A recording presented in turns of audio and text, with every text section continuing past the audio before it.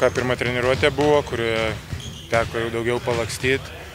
Aš žinau, aišku, trūksta 10 dienų poilsio turėjau, tai negaliu čia būti jau kažkokioj labai formai vis tiek, o dar turim laiko, reikės įeidinėti tą formą ir viskas. Atrodo viskas gerai.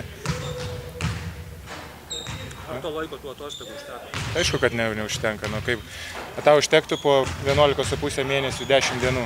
Neužtenka. Nes jau taip jau yra. Yra kad taip, kaip pasakyti, tų atostogų šiemet nebuvo daug, nes olimpiada žymiai, beveik mėnesį anksčiau prasideda negu Europos ir pasaulio čempionatai. Tai išspaudžiau, kaip pasakyti, maksimumą, kiek galėjau tas 10 dienų. Viskas, daugiau nėra.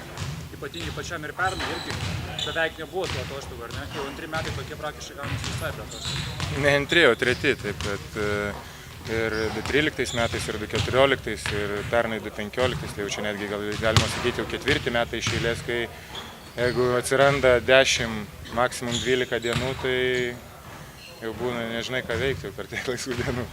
O šiaip, toks jau tas ritmas yra ir kol dar reikalingas, reikia varyti, reikia dirbti. Kaip reaguoja paties organizmas po tos krūvius tokius?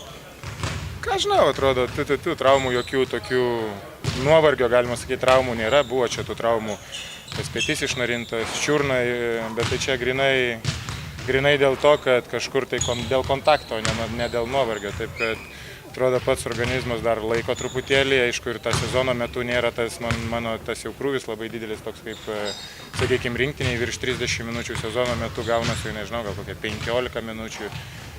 Tai organizmas atlaiko vis tiek dar nesu tas veteranas, kuriam dar reikėtų labai daug to, kaip pasakyti, poilsio ir labai daug tenais tų labai krūvio mažo dar, pakankamai dar normaliai.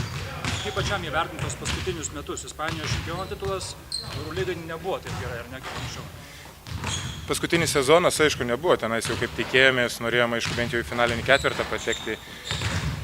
Bet yra kaip yra, visi susirinkom pernai metais iš viso be jokių atostogų, išvažiavom į tą Braziliją, po to iš karto ta super taurė, po to sezonas prasidėjo, niekas poilsio neturėjom, pasipylė tos, sakykime, iš tų žaidėjų, kurie turi didesnį krūvį, tai būtent ispanai, pas juos pasipylė tokios traumelės, kur tai vienas 2 savaitės, tai kitas Rudi po to 3,5 mėnesio nežaidė, taip kad tas disbalansas komandoj, kur nežinom su kiek žaidėjų žaisim, tai 10, tai 8, tai jaunimą kviečiam.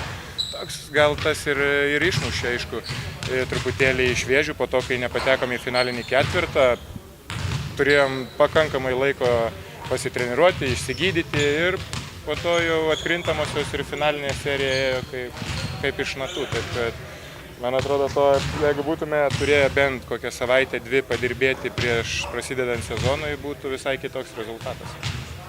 Paties kontraktas su Realu buvo pratęstas, tai reiškia turbūt, kad tiek klubas patenkintas pačiu, tiek pačiam ten gerai. Tai turbūt reiškia taip, kaip sakai.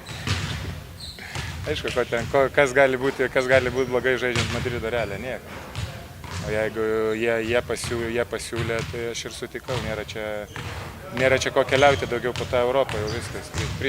Prisikeliavau, reikia pabūti tenais ir galbūt jau dairytis link namų. To į Žalgirį. Gal nėra nors konkretus planas, kaip bus įtrastas į ritmą ir taip kažkurį detai, kada galėtų? Nežinau, iš tikrųjų dabar treniruojuosi ir nesuku dėl to galvos, čia jau, kaip pasakyti, čia jau trenerių darbas ir trenerių planas, ką jie norės daryti ir kaip jie jau norės įvedinėti, čia jau aš į tą darbą trenerių nesikišu.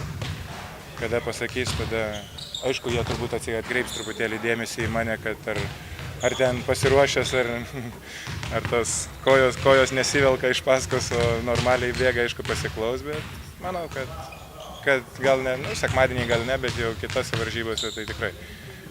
Ar palinkėjot sėkmės Rodrygėsui NBA? Kalbėjom iš tikrųjų vakar ir dar sakė, kad jisai nepasirašęs iš tikrųjų, bet kad linksta link to, tai aišku. Man visą laiką, kaip pasakyti, nesu tas lietuvis, kuriam dėl kitų sėkmės liūdna ar kažkas. Tikrai ir džiaugiuosi ir dėl Rodrygės, ir dėl Mindaugo, kuriam tikrai pasisekė ir tie žaidėjai, manau, yra verti tą, ką gavo. Ir tikrai ir Čečio yra aukštos klasės žaidėjas ir manau, kad išvažiavęs ten tikrai neprapuls ir žais tikrai gerai.